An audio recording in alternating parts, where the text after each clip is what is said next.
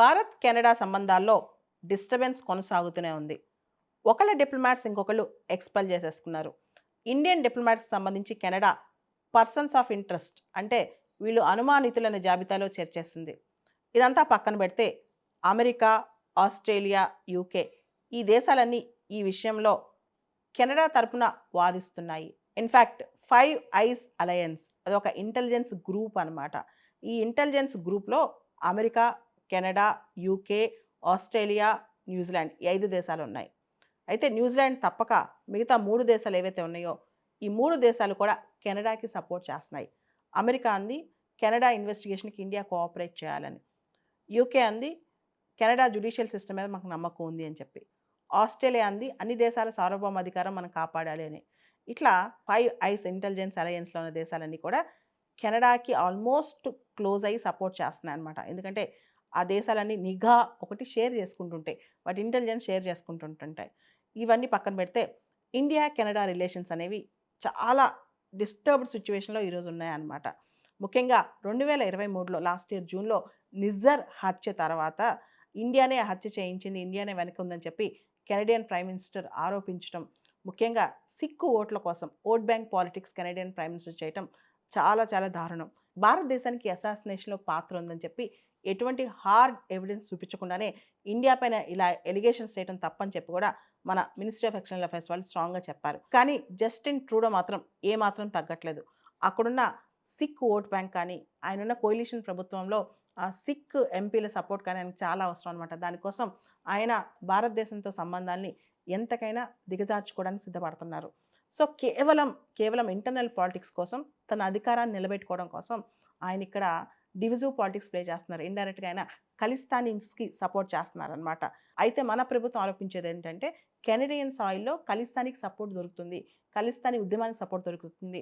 ఇది ఇండియా సార్వభౌమ అధికారానికి వ్యతిరేకం అని చెప్పి భారతదేశం గట్టిగా వాదిస్తోంది. అయితే భారతదేశం కెనడా సార్వభౌమాధికారంలోకెళ్ళి అక్కడ నిజర్ హత్య చేసిందని వాళ్ళు ఆరోపిస్తున్నారు. ఎటువంటి సాక్ష్యాలు లేకుండా.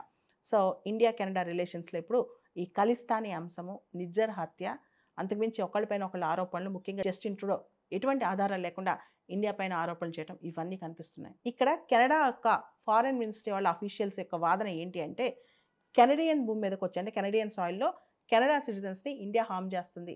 ఇండియా తెలివిగా ఇండియన్ డిప్లొమాట్స్ ఇంటెలిజెన్స్ సేకరించి ఎవరైతే ఖలిస్తానీ సానుభూతి పరులున్నారో వాళ్ళందరినీ మనం చంపేస్తున్నాం అని చెప్పి కెనడా మనపైన ఆరోపణలేస్తుంది. అంతేకాదు లారెన్స్ బిష్నోయ్ గ్యాంగ్ రీసెంట్‌గా ఎవరైతే బాబా సిద్దికీని చంపేసిందో ఆ గ్యాంగ్, తర్వాత సల్మాన్ ఖాన్ థ్రెటన్ చేస్తుందో ఆ గ్యాంగ్ కూడా ఈ కెనడాని టార్గెట్ చేసుకొని కెనడాకి సంబంధించిన అంశాల్లో ఇన్వాల్వ్ అయిందని చెప్పి కూడా కెనడా వాళ్ళు ఆరోపిస్తున్నారు. ఇది ఎంత మాత్రం నిజం?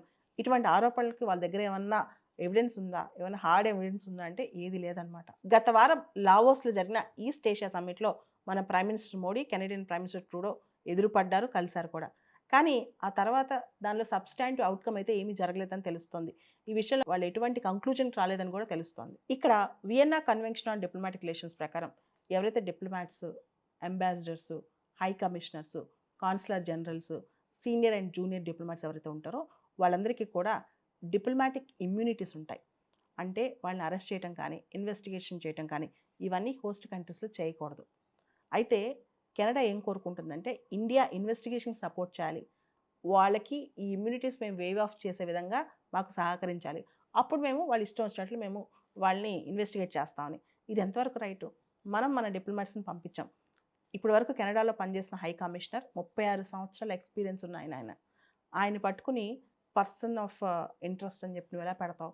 అని చెప్పి ఇండియా క్వెషన్ చేస్తుందనమాట. అంటే మన డిప్లొమాట్స్‌ని, మన హై కమిషనర్స్‌ని వాళ్ళు అనుమానించినా మనం ఊరుకోవాలి. వాళ్ళని ఇన్వెస్టిగేట్ చేసినా మనం ఏం మాట్లాడకూడదు. ఇవన్నీ కెనడా కోరికలనమాట. వీటికి అమెరికా, ఆస్ట్రేలియా, యూకే ఈ 5 ఐస్ అలయన్స్‌లో ఏ దేశాలు ఉంటాయో ఆ దేశాలు సపోర్ట్ చేస్తున్నాయి. ఇది ఎంతవరకు న్యాయం?